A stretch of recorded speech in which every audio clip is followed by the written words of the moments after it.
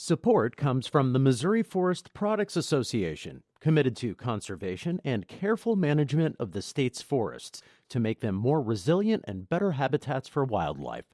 ChooseWood.com. We hope you enjoy listening to this podcast of St. Louis on the Air, brought to you by University College at Washington University. With undergraduate and graduate programs, part-time, evening, and online. University College at Washington University, offering world-class education within reach.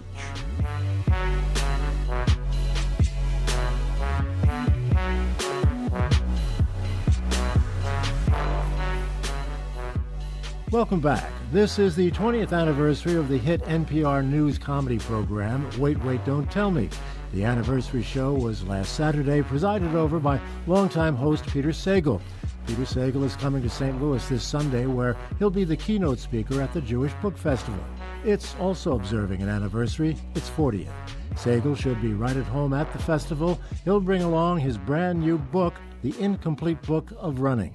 Peter Sagal joins us by phone. Nice to talk to you, Peter. Oh, a pleasure to talk to you, Don. Thank you for having me. Congratulations on the book. The ink is still wet on it, I believe. It is, pretty much. It came out just this Tuesday of this week, and it's still a little bizarre. You know, you write this thing, you work on it for a long time, and then all of a sudden it's sitting there in your hands. And now I'm just terrified that people might not like it, because I am a Jewish boy, and we're always terrified that we won't please everyone. And guilty if you don't, right? Exactly. You know, I should have done more. It should be longer. Well, I just found it on my desk this morning. I'm looking forward to it because I'm a big fan of Peter Sagal. Well, thank you. I appreciate that. You mentioned you're a Jewish boy. That is well known, I believe. But given where you're going to be this weekend, Peter, and what happened last weekend in Pittsburgh, and because of your own Jewish background, not much to laugh about these days. No, not at all. And it's funny, I actually started the book tour by coincidence, I guess, at a synagogue in Washington just last Monday night. And so two of my very first appearances are with Jewish groups. And it's an interesting time, of course, to be a Jew in America and to talking to Jewish groups, particularly if you are known for trying to be funny about the news. So it's a conundrum. It's as if God decided it wasn't as challenging enough to sell a book about running, the most boring topic in the world, to a general population, they wanted me to make sure that we'd all be terrified and paranoid at the same time. So here we go.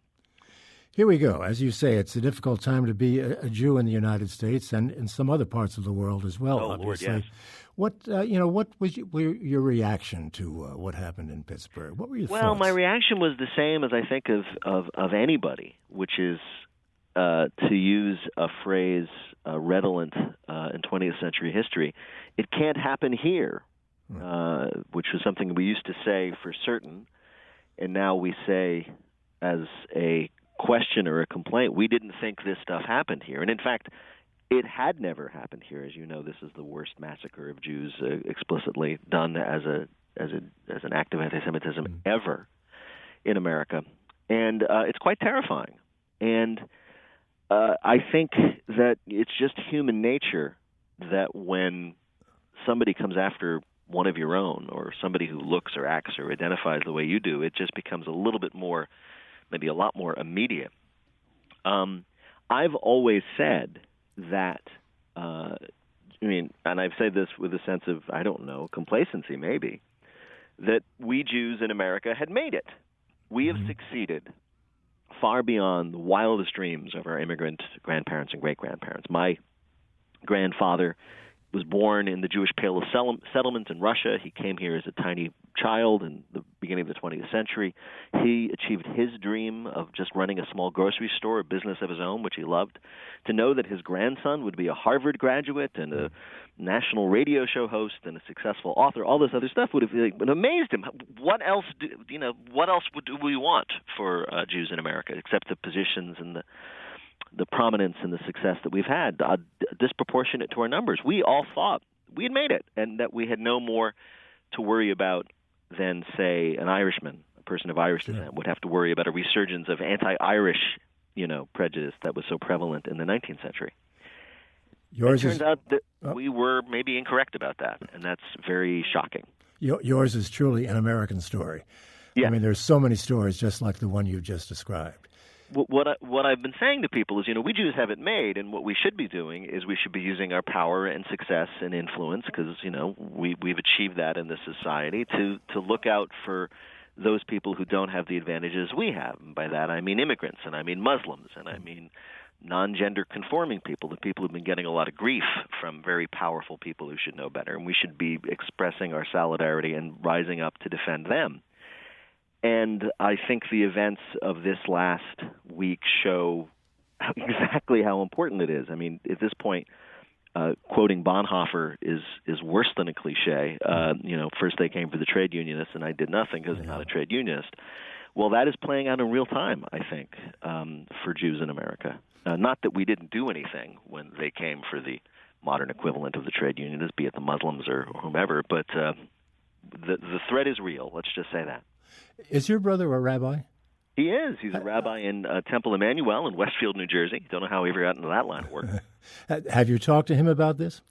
No, I haven't. It's been a busy week. This all happened on Saturday, but I spoke to him briefly about what would be appropriate for us to do at that first event. What can we do? It's just a day or two after this massacre in a synagogue. We'll be in a synagogue. How can we address this?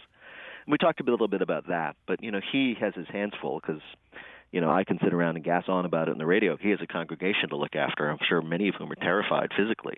My nephew, a 10-year-old boy, he went to Hebrew school, I believe it was Sunday, the next day, and they had armed guards with guns who they called out to the synagogue, because who knows how many more people like that who've been listening to the same messages and have the access to high-powered weaponry, which apparently is part of our way of life. Who knows how many people are out there and might get the same idea.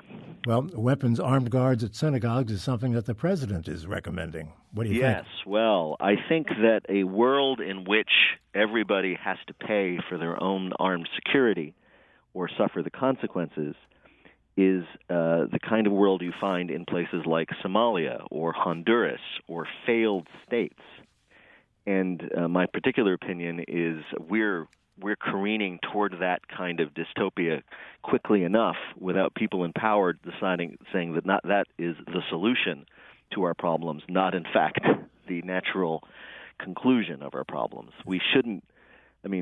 I don't know how to put this, but one of the freedoms that we should cherish is, as Roosevelt put it, the freedom from fear, i.e. the fact that you can walk into your synagogue or your bowling alley or your school or wherever and not have to worry about violent attacks. And that is a freedom that I think we Americans, who supposedly so in love with our freedoms, are way too ready to give up. Wait, Don't Tell Me, of course, is a news comedy show. Yes, you never know from this conversation. No, yes, my job is to be funny. Well, this is not a time to be funny, actually. I think we all agree on that. But I'm just wondering, how do you handle something like this in preparing for this week's show? I'm assuming you're going to be recording it later this week. We'll be recording. How do you deal with this? Well, I'll tell you, the simple answer, and it may sound cowardly, is we don't. We don't deal with it. And this is something we had to learn, because we can just go to the history of mass murders. The first time that this happened while we were on the air was Columbine, and we were sitting around going, how in the world do we talk about the funny things in the news and be jokey about the news while this horrific tragedy, this massacre, this atrocity just happened? And it took us a while to figure it out, and the answer is we just don't talk about it. And we do it for a couple of reasons. The first reason is there's nothing funny about it. And we see our job as being funny and entertaining and light and giving people a break. And if you just don't make jokes about those sort of things, I've discovered over the years that there are certain topics that nobody wants to laugh at, let alone are able to. And the second reason is, and maybe even more importantly, is that we found out our audience doesn't want to tune in to us on the weekend, 11 a.m. I think it is in St. Louis, and hear us bring up the same horrible thing that's been making them depressed all week. They want to hear us talk about other things. They want us to be funny. They want us to be cheerful. They want us to give them a break from all of that. And public radio, as you know, tends to be very serious. We report about the serious things in the news. We don't shy away from it. Well, 1 hour a week, Wait, Don't Tell Me gives you a break. It's like the one day of carnival, in the medieval kingdom. Everybody gets to go nuts for one day, and then they're going back to the usual drudge, and we're that 1 hour carnival once a week. So we not only consider it our obligation to ignore the horror in the news, we consider it our sacred duty. But you don't have any trouble bringing up President Trump. No, we don't. Although you'd be surprised how hard it is to come up with something new to say about President Trump every week, because he has let's say, limited repertoire, although he expresses it in different ways. And there's just so many ways you can make the same points about him. You can make the same observations about him in a funny way, and that's a challenge every week to figure out. Okay, how can we describe this particular outrageous act, this particular extraordinary statement, this particular clownish behavior in a way that it doesn't sound like what we said 3 weeks ago. So it's tough. It's a bit of a challenge, but I think people both want us to address what President Trump has been up to because they've been feeling certain things and they want to hear us give voice to those things. But they also want us to move on and talk about other things because, as many people have pointed out, he is dominating not only news coverage but sort of public consciousness, and it can get to be a burden just to think about him all day. When you say we sit around and talk about what we're going to do, who is the we? How many people are involved? Myself and my staff. We have a wonderful group of people, about 6 or 7 editorial people, producers, 2 technicians, and we do the show every week. And we have these conversations quite seriously. Like, what do we talk about? What do we not talk about? Do we talk about this? Do we do 2 questions about Trump at the top, or is one enough? And if we do just one, which one will it be? And this thing that he did, is that too much like the other thing he did? What new thing can we bring to the conversation? And then we have very sometimes difficult conversations about that. And then we have to decide, when are we just going to leave Mr. Trump alone and move on to other things? Because we know that our audience also wants that. As I've said, they want us to, distract them, give them something to be amused about, something to laugh about, something they can forget about, everything for a little while. And that's something that happens every week at our show. And we're constantly dealing with our own feelings about it, what needs to be said, what should be avoided, when we just want to move on. And it's sort of the challenge of the moment for us. Have you ever heard from the White House with regard to some of the things you've said on the air? Never. And we know why, because President Trump has no idea NPR exists. This is true. We know this because during the campaign, which seems 100 years ago, but wasn't only 2 years ago, NPR News got very, very frustrated that every candidate from both sides in the primaries would come on NPR and make an appearance, except for Donald Trump, even as he was winning primaries. And they got really frustrated. They couldn't get him to come on the air. So they commissioned David Folkenflik, NPR's media reporter, to find out why. Why won't Donald Trump come on NPR? And the answer is he doesn't know it exists. And if he doesn't know it exists, he doesn't care about it, and nobody can convince him otherwise. So he's happy to go on the big TV networks because he watches TV, and he's happy to go on the right-wing Fox News type places because those support him. But if you were to say to him, Mr. Trump, Mr. President, would you talk to NPR? It's a very widely respected news source. He'd know, who are they? He doesn't care. And so thus we are absolutely certain he's never heard anything I've ever had to say about him. You don't have any trouble drawing other people, though, celebrities from all spheres. No, we've been very lucky because our show has been on the air so long that we're very lucky that people like it. We've had a lot of celebrities who've come on the show because they like it personally. Tom Hanks, for example, was one of our first big celebrities, and he's on the show because it turns out he's a really big fan. So we were able to get him on the show, and that's happened many, many times. It's very gratifying to find, especially people. I mean, I once was talking to Carol Burnett, who I grew up worshiping as the greatest comedian of her age and of my childhood, and she told me she thought I was funny. I mean, imagine how great that was. And but I will tell you that my favorite thing is when we have unlikely people on our show and can show a side of them that people may not know about. So when we had Christine Lagarde, who is the head of the International Monetary Fund, a pretty dry thing, and she came on and we found out about her career as a competitive synchronized swimmer. I thought that was pretty awesome.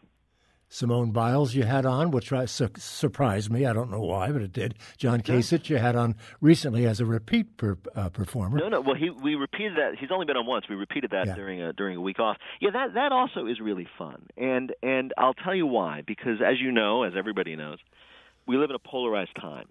And people have really lined up very firmly on, broadly speaking, 2 teams, blue and red. And they tend not to think well of people on the other side.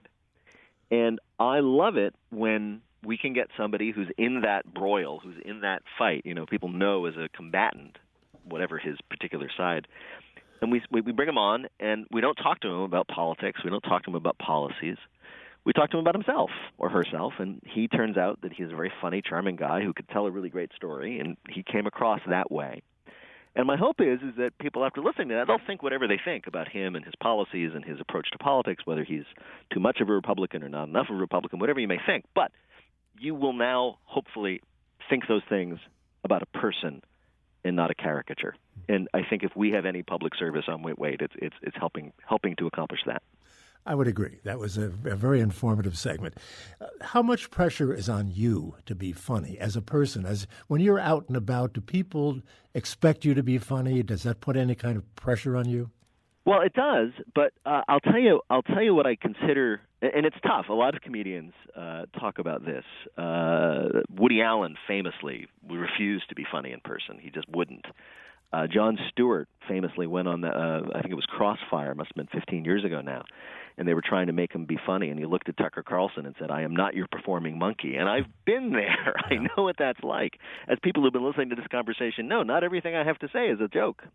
However, I'll tell you what I do feel an obligation, and I do try to live up to, because one of the things I'm sure you know, Dom, if you're on the radio, you have a particularly intimate connection with your audience, more so, I think, than being on TV.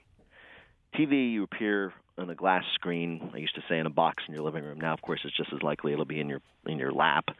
But there's a certain distant observation. Radio, we're in people's kitchens. We're in people's cars. There are probably people who are listening to this right now in their cars alone, but for us. And because of that, people feel a real intimate connection to those of us who are lucky enough to do this for a living. We've been a part of their lives. We've been in their homes, in their cars, in their bathrooms. And so when people come up to me and tell me that they like what I do and tell me they enjoy it, whatever, I feel an obligation not to disappoint them. I mean, in the sense that you'd hate it if somebody listened to me for X number of years and really liked me and liked my show, and then they met me, and because I was in a bad mood, I was a big jerk. And I don't want them to walk away and regret the time they spent.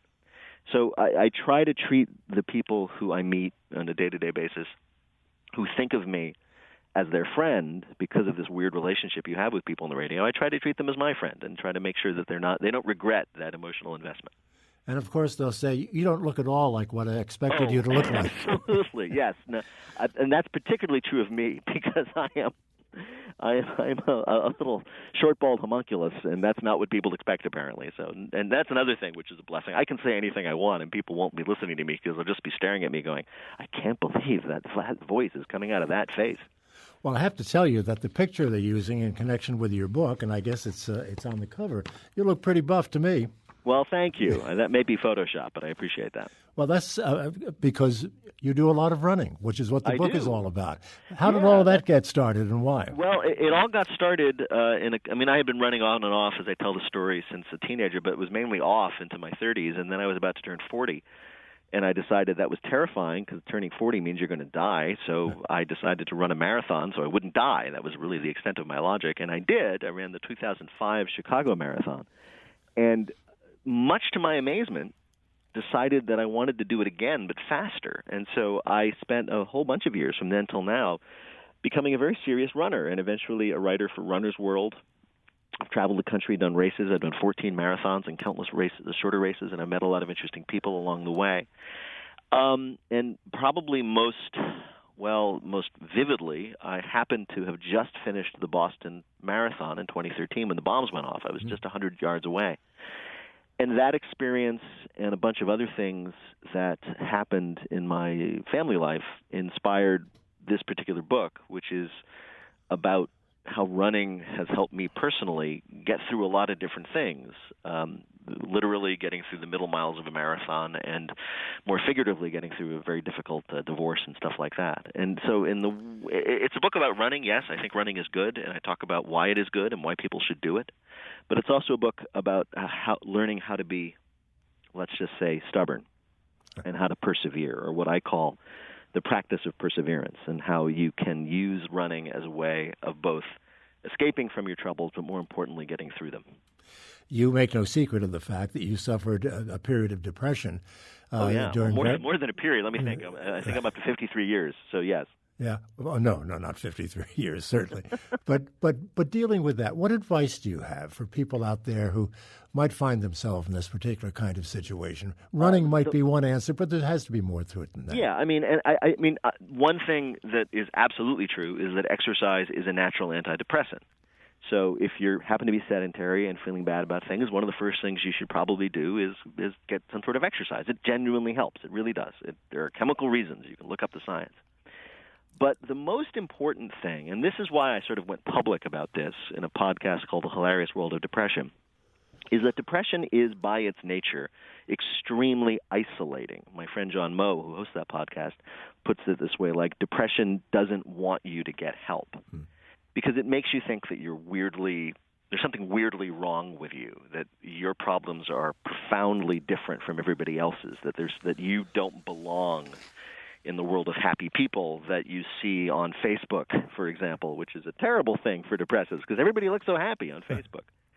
And so the first thing I want people to know, and this is why I went public about it, is that you are not unique, at least not in that bad way. I'm sure you are. Everybody's a very special flower, but you, for having this problem, are not unique. You're suffering from something that a lot of people suffer from. And because a lot of people suffer from it, A, you don't have to feel bad about it, and B, there are ways to get help. And those ways differ for every person. You should find out what they are. Some people thrive with talk therapy. Some people thrive simply by changing their circumstances. Some people thrive with medication. Whatever it may be, go get it. Don't sit around and decide that you are so uniquely terrible that you don't deserve help.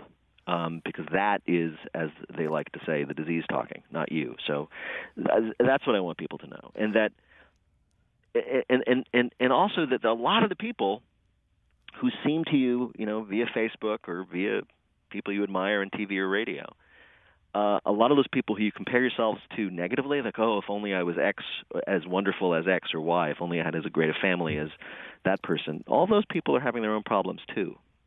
They're just not talking about them. They're putting nice pictures on Facebook or smiling into a camera. And you should know, again, that you're not alone, and that there's no reason why you should feel worse about yourself than anybody else, and go do what I've done, which is get the help you need. How about running a marathon in St. Louis in your underwear? Does that help alleviate depression? A marathon. I want to be very specific about that. This is in the book. I ended up it was actually connected weirdly to my divorce because my marriage was breaking up and my soon-to-be ex-wife was taking the kids away for a weekend, and I was, for really the first time, going to be like a divorced dad sitting around without my family around. And so I decided I didn't want to stay at home. So I went down to St. Louis that weekend to visit some friends, and I ended up running this thing called the Cupid Undies Race, or the Cupid Undie Run. And that was a fundraiser for a childhood tumor foundation, in which they got a lot of people on a February day. It was themed around Valentine's Day, to come out in red underwear and run up and down Market Street in St. Louis. And I did it. And it was the first charity race I had ever done. It was the first sort of goofy race I had ever done. I'm a serious runner, Mm-hmm. I don't go in for those kind of gimmick things. But I did it, and it was really one of the great races I've ever run. As I like to say, it's the only mile. It was a mile long, but it's the first mile I ever ran that actually mattered. Well, you're certainly serious about it. You point out in your book that you have run the equivalent of around the equator. Yes. In your lifetime. Here I still am. Isn't that weird? A little bit. One final question, Peter. I know you're busy and we'll have to go. And I'm sure you get this question every time. But is there a memorable moment over those 20 years with Wait, Don't Tell Me that just you keep going back to maybe chuckle a little bit about? Well, I mean, there are a lot of amazing stories. We were reminiscing about them the other day. At this point, it's 20 years, which means that every year there was an amazing story. I mean, just recently, the WBEZ in Chicago, where we're based, rebroadcast our first ever live show. It was done in front of a live audience in Salt Lake City in 2000, and that made me remember what that was like, because when we started the show, it was in a studio. We had no audience, and so just the terror of standing up in front of people and trying to actually make them laugh live without the help of editing was terrifying. And then to think about the other places, and we've played Red Rocks in front of 9,000 people. We played to 20,000 people once at a free performance at Millennium Park in Chicago. We've interviewed 2 presidents and people in the news. We've interviewed heroes of my youth like Carol Burnett or Dick Van Dyke or Leonard Nimoy. There's been so many amazing sort of adventures just to be a part of this, because enough people out there, thank you all, decided to make it a part of their lives, and I will remain forever grateful. Well, it's been a great run, and we certainly hope it continues for a long, long time to come, Peter Sagal. Congratulations on the anniversary and all of your accomplishments. Thank you, and I look forward to seeing everybody in St. Louis on Sunday evening. And they'll look forward to seeing you. Thank you, Peter Sagal. Thank you, guys. He'll be keynoting the Jewish Book Festival at the Edison Gymnasium at the Steinberg Family Complex at the Jewish Community Center at 7 o'clock on Sunday. His book, once again, is The Incomplete Book of Running.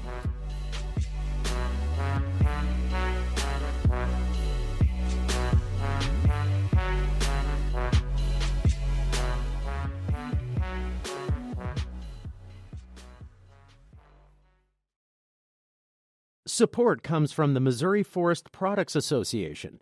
Missouri produces wood pallets, railroad ties, white oak barrels, hardwood floors, and more. Details on the variety of products made in the state are at choosewood.com.